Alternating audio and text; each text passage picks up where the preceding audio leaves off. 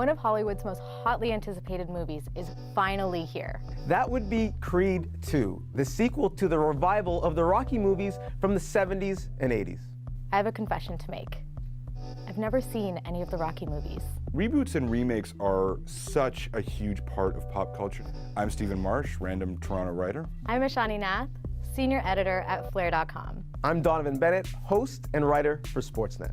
It's as if mainstream Hollywood has stopped thinking of new ideas. It's like resuscitating and remaking old films and old shows is all they want to do. And usually, they suck. But Creed appears to be in a class of its own, breaking box office records and earning critical acclaim. There are good ways and bad ways to do a reboot, but I think what Creed shows is actually that the way to do it is to go as far from the original as possible, because that way you're almost thinking for yourself. Well, welcome to the Pop Panel. It's nice to be back in Toronto for the first time in a month and talk to the three of you. And let's begin with Creed 2. You are the only member of this panel who's seen it. You had an early viewing, and you got to interview the star, Michael B. Jordan. I did, yeah. I liked it. I thought it was good. That's what I wrote in my review. It made me feel, I guess, bad about myself, because he in the movie has muscles that I didn't know exist. Which is why I'm wearing a vest to kind of cover up why my core doesn't look like his. It's all CGI, man. Yeah, well, I hope so. But I think it did a good job of acknowledging and flicking to the past and the kind of characters that we feel nostalgic about, but also framing it in a modern day context. The star is a leading man of this age, and he's macho, but he's empathetical.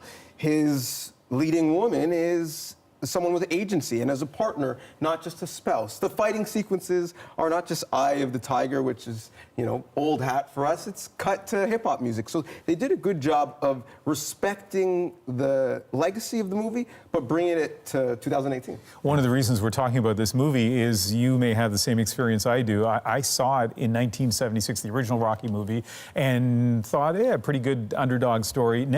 Couldn't even have guessed that so many years later we'd still be talking about this franchise and these themes. And we're going to talk more about that in a second, but let's look at a little bit of the trailer from Creed 2.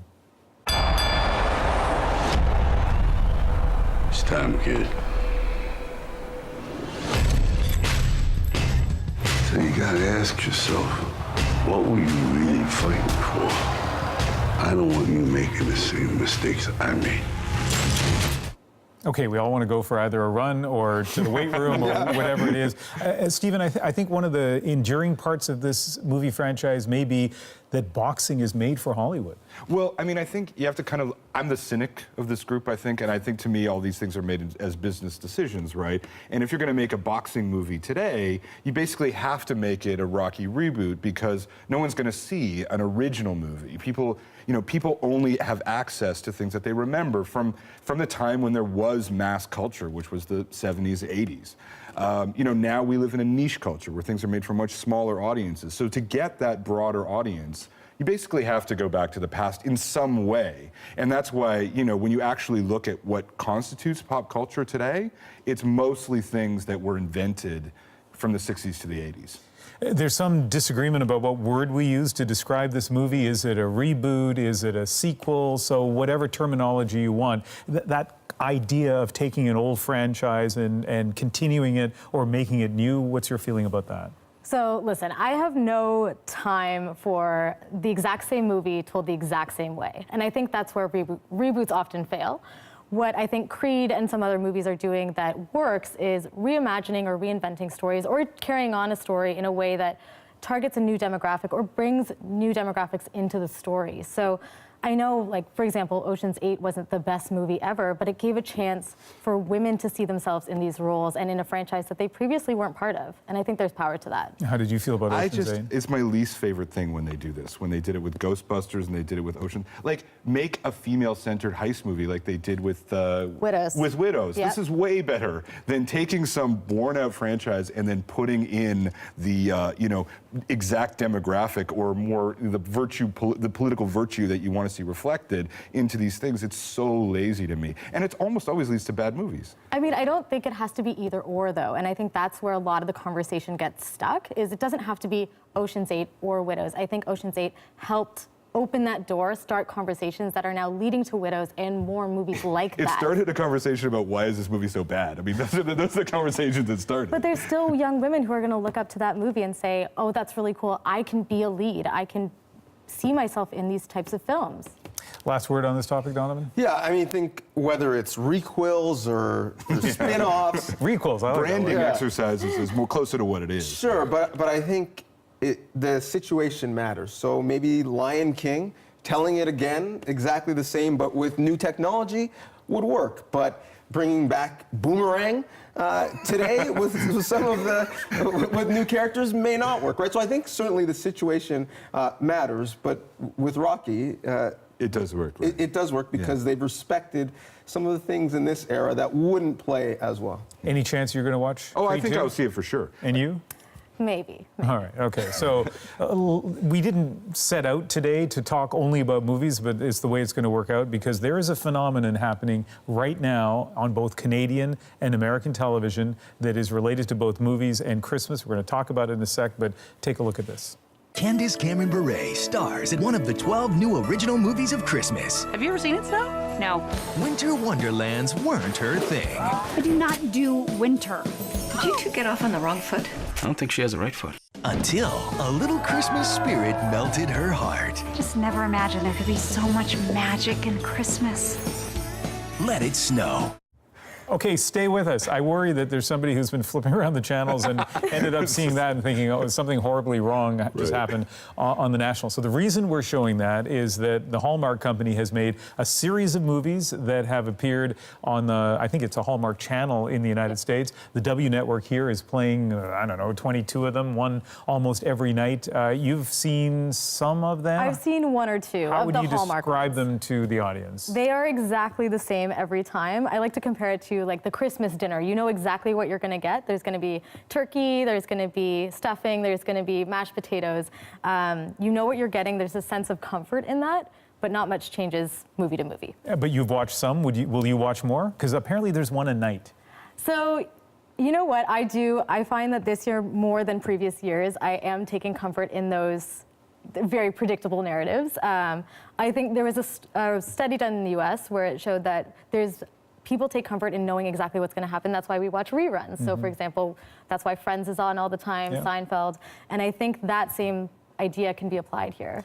So somebody in my house who shall remain nameless has been watching these, and I began by mocking them, but I have to say that after a while, there is some weird, strange comfort in having them on. Also spotting the Canadian cities where many of them are shot. I'm a little afraid to ask you this question. Hey. Stephen, how do you feel about No, whatever gets you through the night. Hallmark phenomenon? I mean, you know, it's 2018. It's dark outside. It's cold. You're in Canada around Christmas. Like, you should just watch whatever is going to make you feel okay, and whatever's going to make you feel like the world is going to turn out all right. That's what Christmas is about. Even for people who aren't religious like me, it's like, you know, things are going to be okay. So.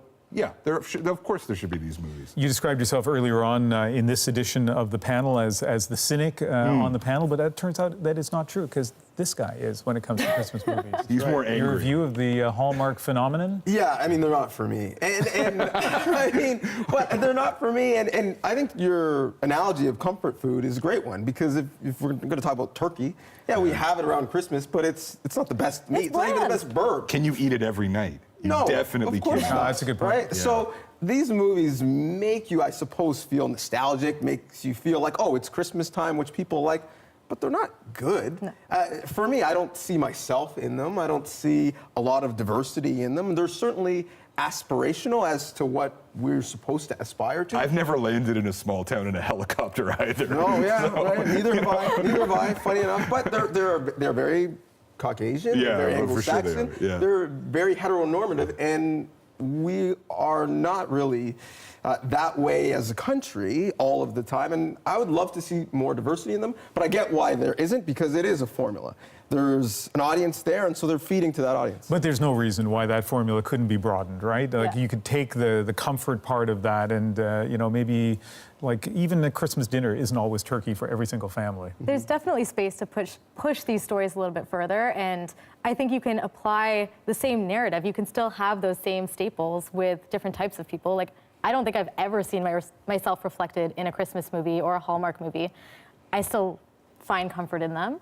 But yeah, there is room for change for sure. We have 30 seconds each to hear from our panelists on either your recommendation for a must-see Christmas movie for someone or what your favorite Christmas movie is. Do you want to start? Sure.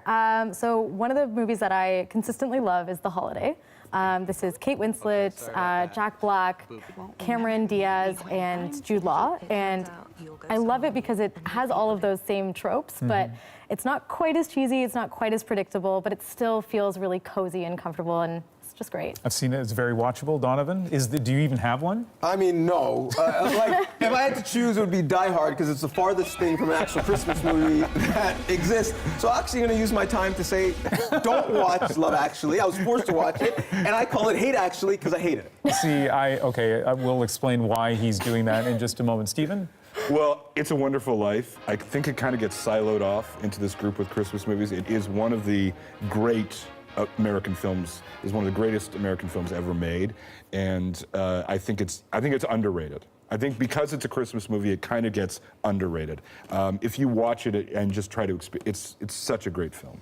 The reason Donovan mentioned Love Actually is, for better or worse, it's a movie that I love and I watch 2 or 3 times every Christmas. And I was just going to mention it at the end and then just fade to black so no one could dig in. But we have 30 seconds.